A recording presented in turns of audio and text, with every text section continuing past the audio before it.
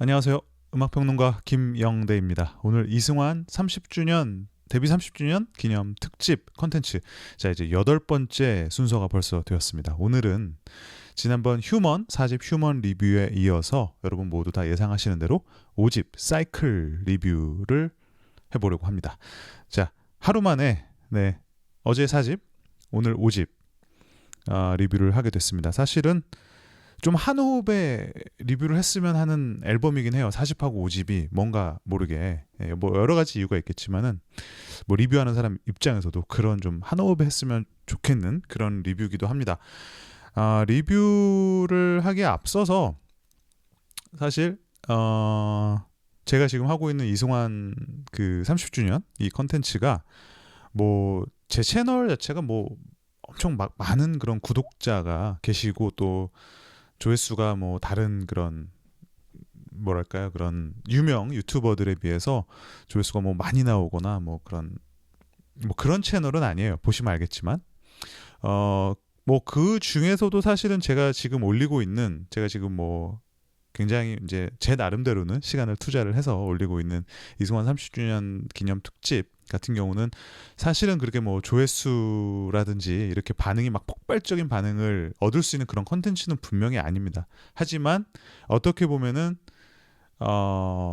들으시는 분들과 제가 조금 더 이렇게 퍼스널하게 교감을 할 수 있고 또 동시에 옛날 생각도 좀 하고 그리고 제가 아름아름 뭐 그간 이렇게 습득해 왔던 지식이라든지 아니면 뭐 산업 전반에 대한 이야기라든지 이런 거를 좀 다양하게 전달할 수 있는 컨텐츠인 것 같아서 사실 만드는 사람인 저 입장에서는 재밌게 하고 있어요. 네, 재밌게 하고 있으니까 네, 뭐 그렇다는 말씀 드립니다. 그렇지만 네, 여전히 제 이 영상들에 그 뭐 찾아봐 주시고 또 댓글 남겨주시고 꼭 댓글 남겨주시진 않더라도 즐겁게 봐주시는 모든 지금 구독자분들 그리고 지금 봐주시는 바로 여러분 감사의 말씀을 드리면서요. 앞으로 힘내서 한번 갈 수 있을까요? 11집까지 거의 사실 절반쯤 와 있어요. 그쵸? 자, 그 정도로 오프닝 말씀을 드리도록 하고요. 자, 이제 사이클에 대한 본격적인 이야기를 시작을 하겠습니다. 자, 사이클. 오늘도 혹시 이야기가 길어질까봐 제가 오늘도 따뜻한 차 한 잔을 일단은 준비를 해놓고 있습니다. 그래서 제가 중간에 갑자기 끊고 차를 마시더라도 제가 편집을 귀찮아 잘 안 하거든요. 그래서 편집해주는 사람도 없고 그래서 그냥 뚝딱 만들어서 올리기 때문에 혹시 제가 차를 마시는 그런 장면이 나오더라도 잘 참아주시면 감사하겠습니다. 자, 사이클인데요. 휴먼 40 휴먼 이후로 1년 반 1년 반인 것 같아요. 1년 반 만에 나오게 되는 새 앨범입니다. 98년 1월 맞나요?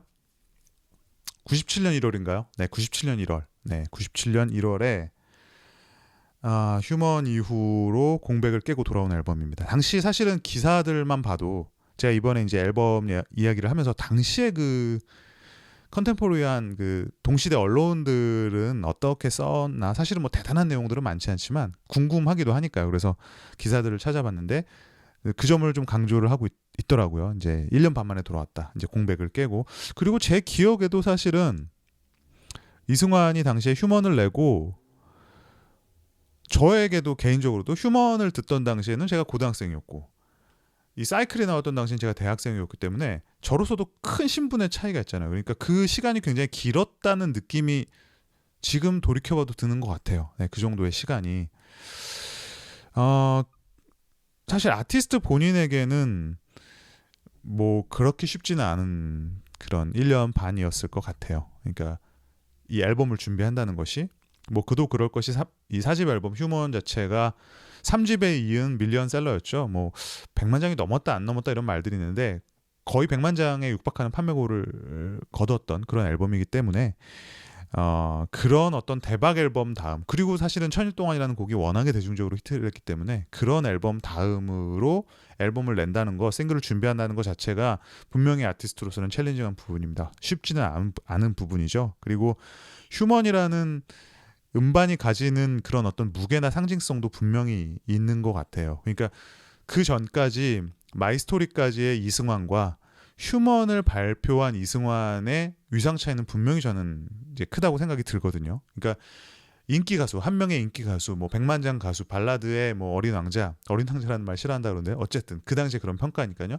그런 가수에서 어떻게 보면 인기 가수에서 조금 더 진지한 이야기를 하고 많은 뭐 물량을 투입하고 공을 들이는 이 장인, 크래프트먼으로 나아가는, 그러니까 아티스트로 조금 더 이미지가 확장되는 그 과정이었고, 그 과정을 상당히 대표하는 음반이 4집 휴먼이었기 때문에 이승환의 입장에서는 분명히 부담이 있죠. 그리고 이승환이라는 아티스트가 사실 여러분들 그의 초반 데뷔부터 행보를 보시면 언더그라운드에서의 명성을 그대로 가져온 가수도 아니고, 대형 기획사라든지 어떤 에이전시에서 작심하고 키워낸 어떤 그런 가수도 분명히 아니고, 어떻게 보면 굉장히 아래에서부터 쌓아져 올라간 명성, 입소문만으로 이 자리까지 온 그런 아티스트이기 때문에 사실은 계속적으로 홍보에 있어서나 뭐 음악 활동에 있어서나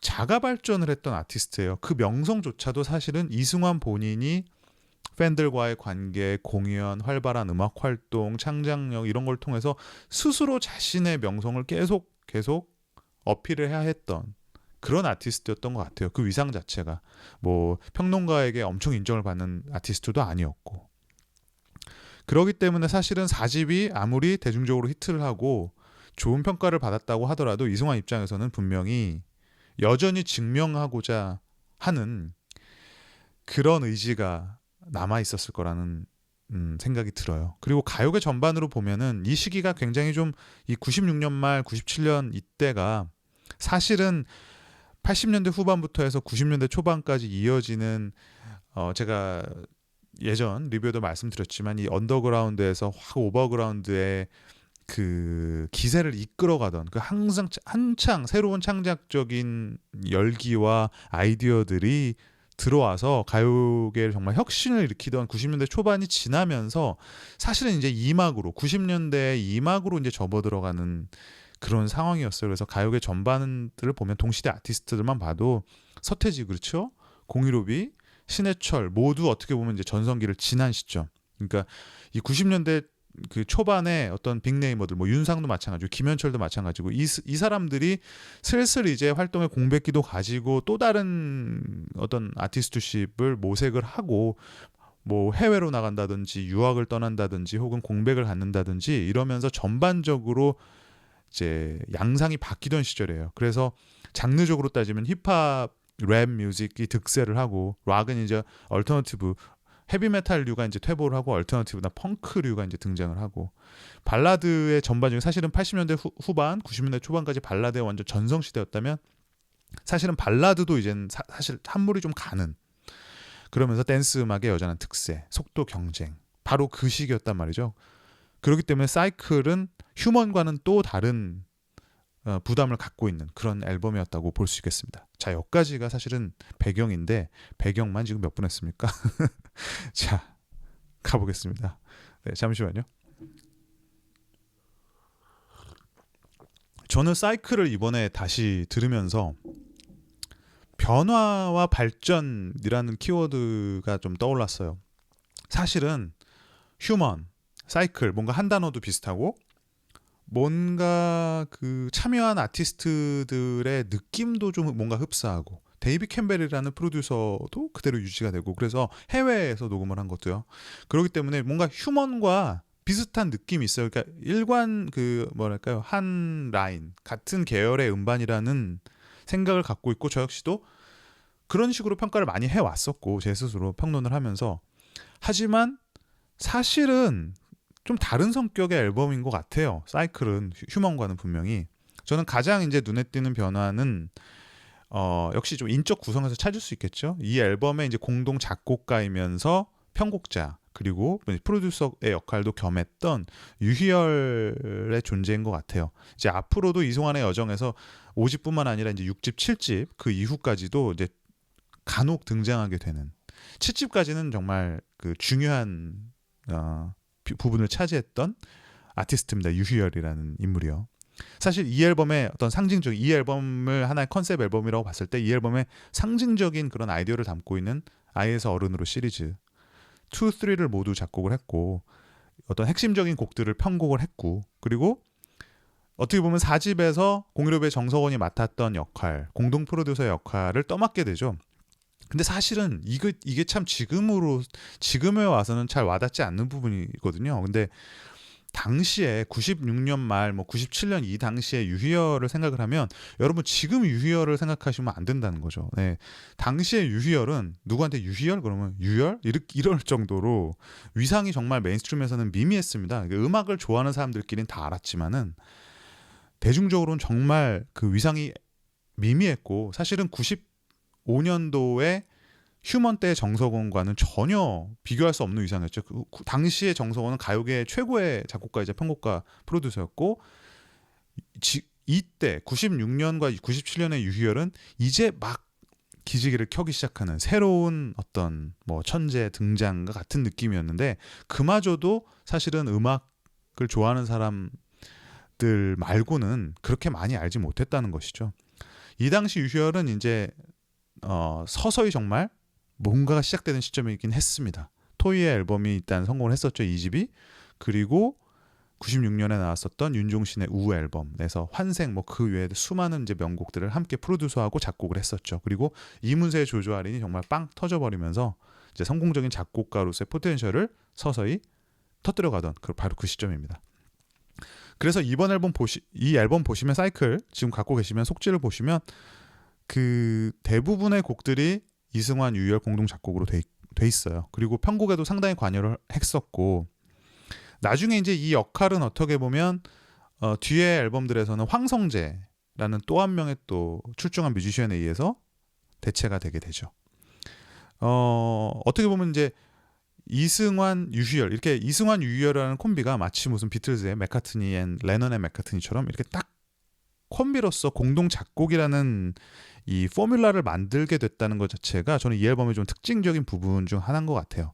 그러니까 곡을 기획하고 실제로 작곡을 하고 그것도 이제 같이 작곡을 하게 되죠. 그러면서 편곡까지 같이 이어져 오는 이런 뭐랄까 시작 단계부터 최종 단계까지 오는 이런 밀접한 파트너십 같은 것들 이런 것들이 저는 음악에 조금 더 일관성을 기할 수 있게 되는 중요한 부분이 아니었나라는 생각을 하게 됩니다.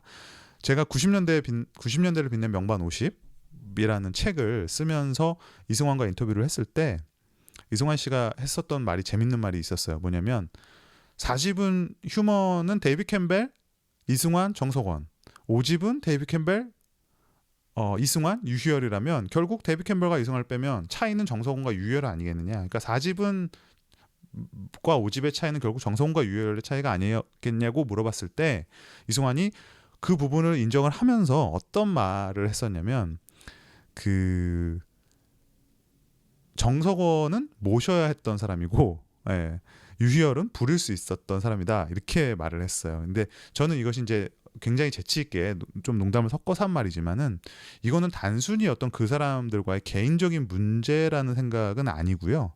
이거는 어떤 음악의 프로세스에 대한 말이었다고 생각이 들어요. 그러니까 정석원이라는 뮤지션은 굉장히 자의식이 강하고 개성이 강한 뮤지션이기 때문에 이승환과의 어떤 음악적인 견해 차이가 당연히 있을 수밖에 없었고 그러기 때문에 존중을 하든지 혹은 이제 서로 의견을 달리하든지 하는 그런 관계였다는 것이죠. 하지만 유희열과 이승환의 관계는 아무래도 유희열이 좀 후배인 것도 있지만은 이승환이 어떤 통제를 하면서 유희열이라는 사람의 재능을 적재적소에 배치할 수 있었다. 저는 이렇게 이해를 하거든요. 그러니까 이 앨범이 사이클이 저는 조금 더 이승환스러운 앨범이라고 생각하게 되는 지점이 바로 그 부분인데요. 이승환이라는 사람이 훨씬 더 음악적인 통제권을 가지게 됐고 그리고 유희열이 물론 프로듀스 크레딧에 또 올라와 있는, 사실은 이제 프로듀스 크레딧보다 이제 어레인지먼트 이쪽에 많이 올라가 있어요. 그런데 그랬다는 것은 어떻게 보면은 이제 큰 그림 자체를 이승환이 그리고 유희열이라는 정말 빼어난 작곡가이자 편곡자가 테크니컬한 면을 상당히 보조를 많이 했구나라는 그런 거를 우리가 유추해 볼 수 있는 거죠. 정확한 이제 프로세스 같은 거는 제가 직접 지켜본 건 아니니까요. 그래서 어떻게 보면 3, 4집에서 있었던, 특히 4집에서 있었던 그 정석원이라는 뮤지션이 가지는 좀 차가운 느낌? 살짝 좀 염세적인 느낌? 살짝은 아니죠. 아무튼. 네. 그런 정서에 비한다면은 5집에서 유희열과의 시너지는 훨씬 좀 따뜻했던 것 같아요. 그게 아마도 이제 그런 사람에서 오는 차이가 아니었을까, 그런 관계에서 오는 차이가 아니었을까라는 생각이 들고요.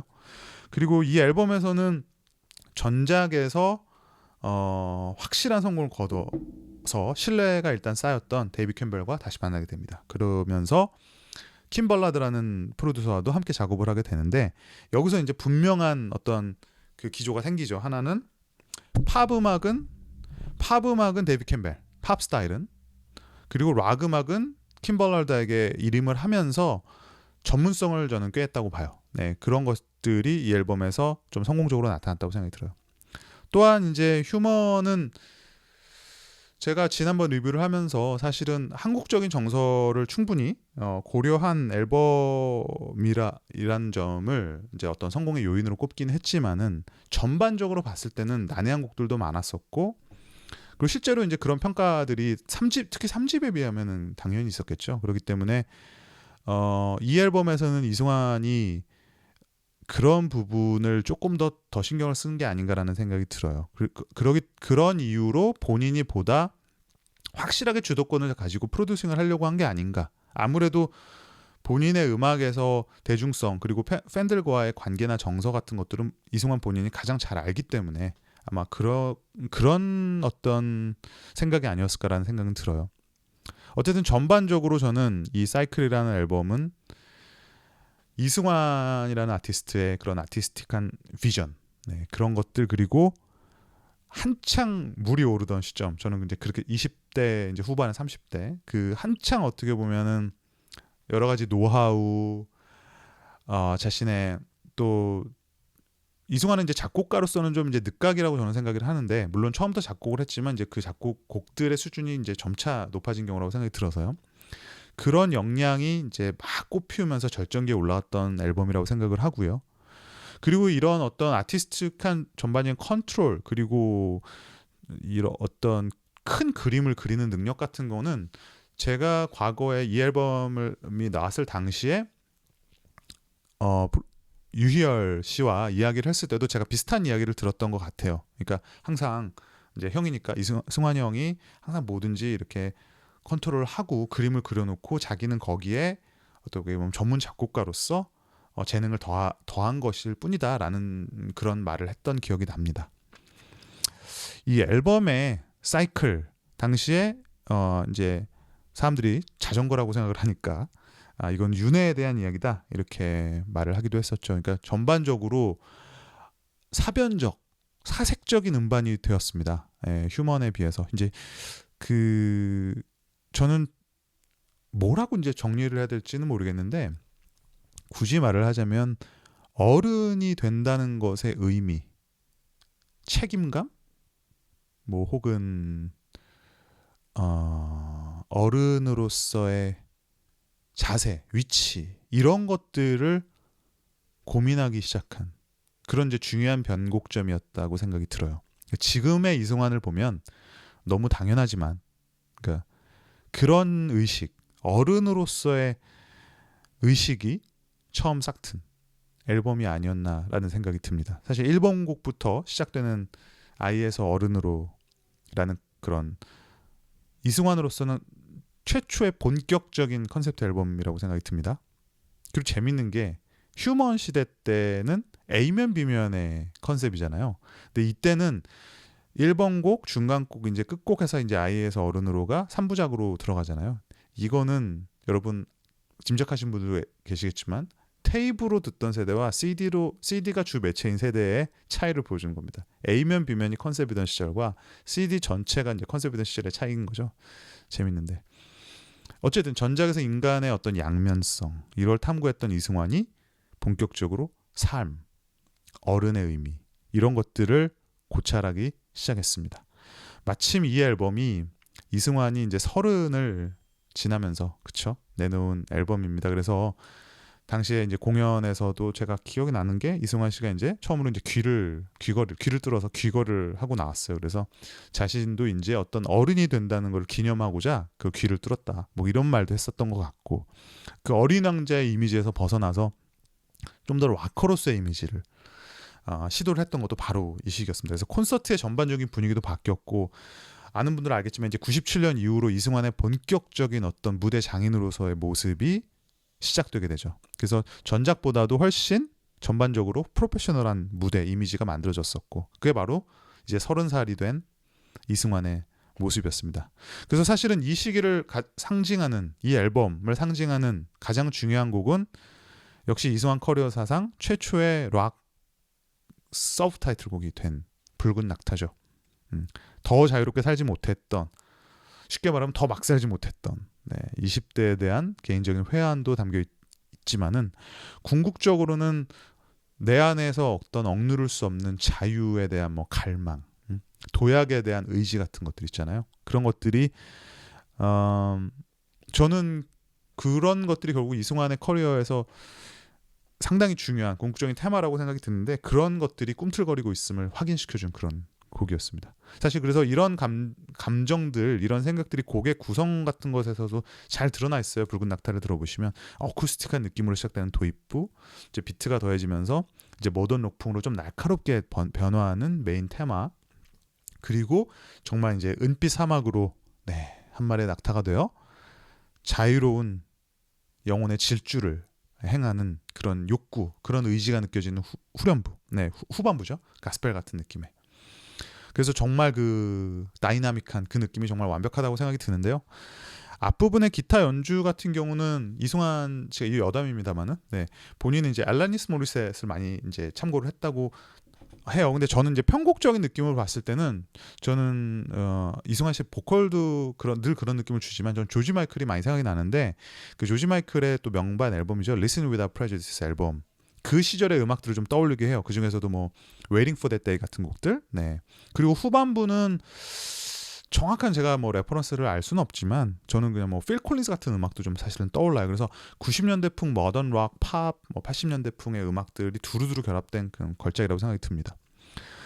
사자왕이라는 곡도 사실 주제의 의식만을 본다면은 그 모티브 자체가 이제 물론 디즈니 그 애니메이션이지만 이제 어른으로서의 할 수 있는 충고에 관한 그런 내용이잖아요. 그래서 이런 것도 하나의 이제 성숙, 어른 이런 느낌을 담고 있고 사실 제가 지난 그 4집 리뷰에서 이승환의 향후 커리어, 이 4집 이후의 커리어는 결국에는 1000일 동안을 어떻게 넘을 것이냐, 1000일 동안을 어떤 식으로 넘을 것이냐에 대한 서로 다른 각각의 대답이었다고 생각이 들어요. 정답은 없지만 그것이 나름의 대답이었다고 생각이 드는데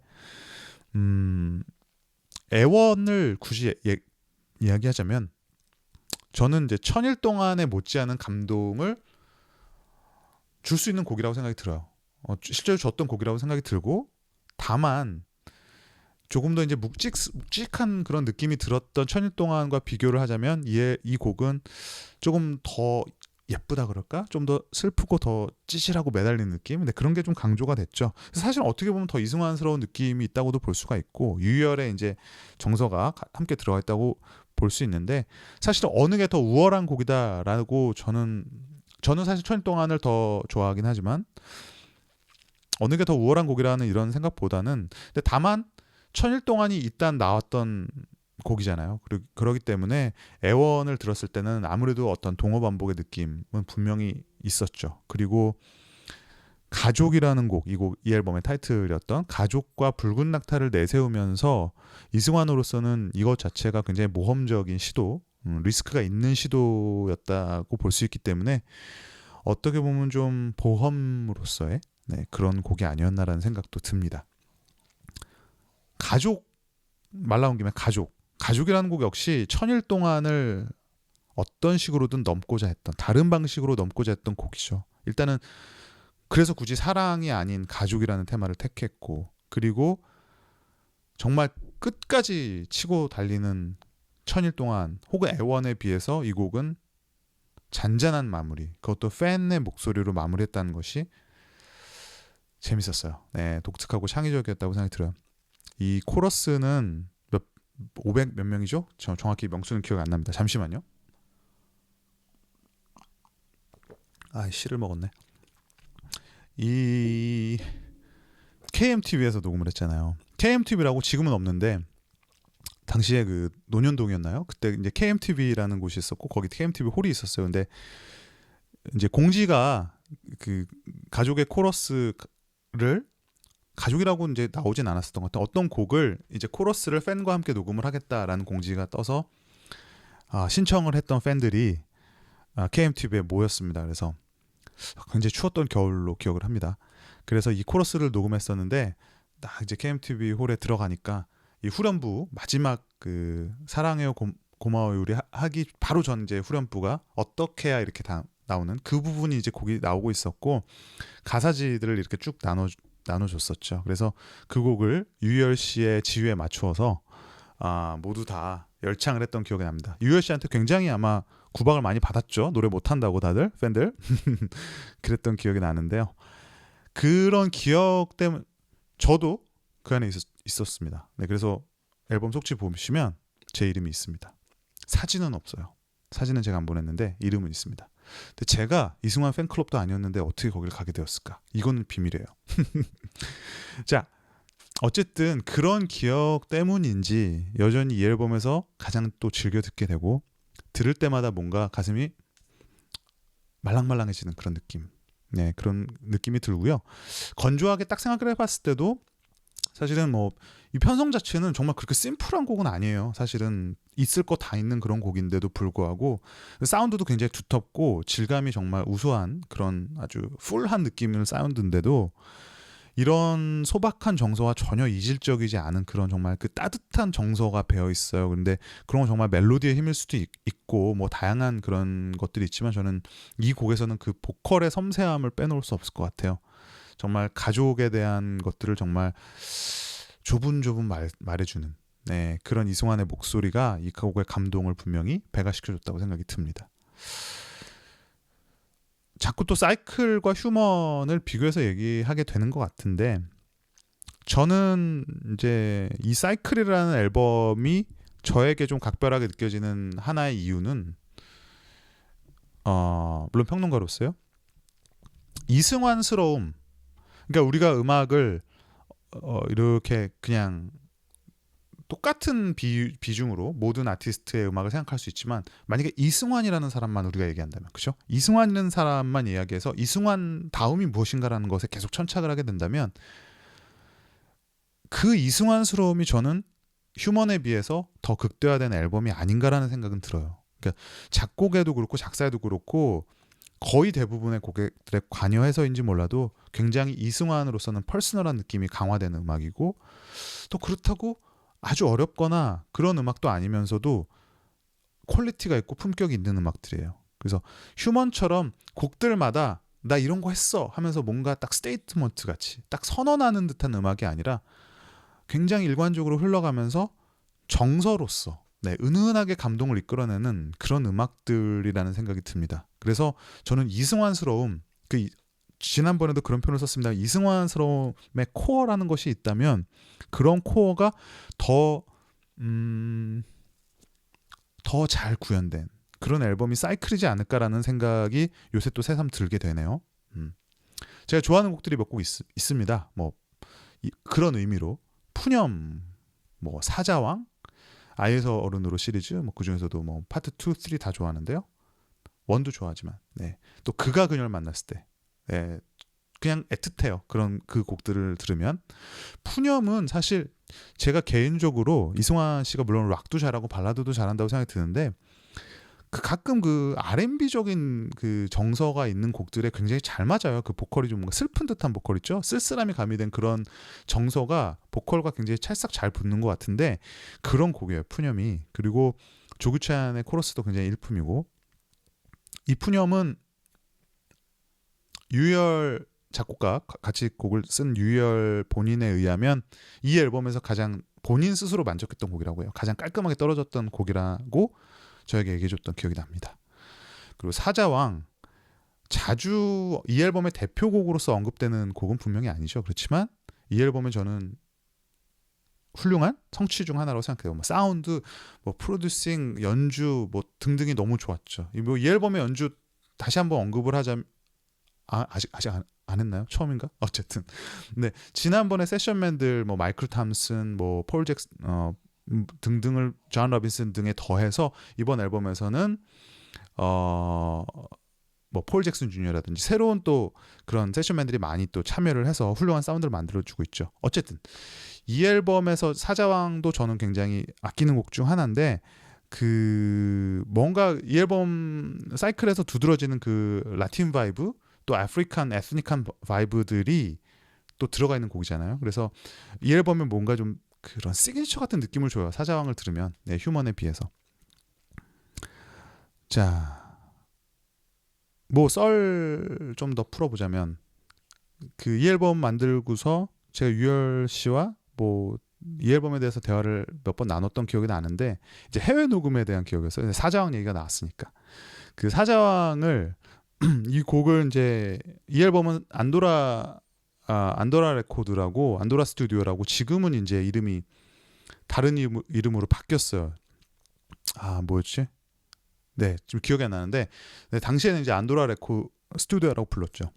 LA에서 가장 큰 스튜디오 이제 체인입니다. 근데 이 이제 그러면 녹음실이라는 게 이제 방이 여러 개 있잖아요, 스튜디오가. 근데 한 스튜디오에서 이제 이 사자왕 트랙을 작업을 하고 있었는데 옆 트랙에서는 뭐 셀린 디온이었나요? 셀린 디온의 곡이 작업하고 있었나 봐요. 근데 그 셀린 디온의 프로듀서를 하시던 분이 이 곡을 이제 들으신 거예요. 이제 놀러 왔다가 그러면서 야, 이 곡 누가 했어? 그러니까 이제 이승환 씨가 이분이 했다. 네. 그 유열이 프로듀스 했다라고 하니까 너무 좋다 그러면서 우리랑 작업하지 않겠냐 했는데 유열 씨가 영어를 못해서 못했다고 합니다. 네. 그것도 참 이유가 되는지. 어쨌든 어쨌든 이 앨범 같은 경우는 뭐 유희열 거듭 말씀드리지만 그리고 진우 이런 보다 더 이제 젊은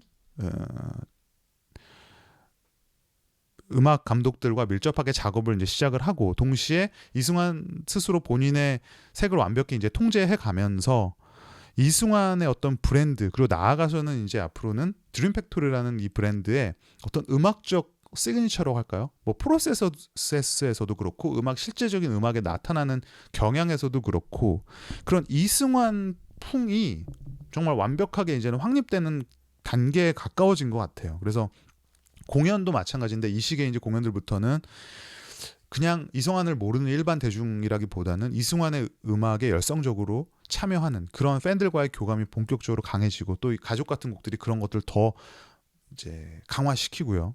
그리고 조금 더 어떻게 보면 달리 말하면 매니악한 세계로 나아가는 그런 과정에 있다라고 볼 수도 있는 것이죠. 뭐 이승환 본인이 이제 나이도 30이 이제 넘고 많은 생각들을 하게 되고 생각도 바뀌고 그리고 사실은 이 앨범이 결과적으로 말씀드리면 이렇다 할 대중적인 히트곡이 나오지 않고 그리고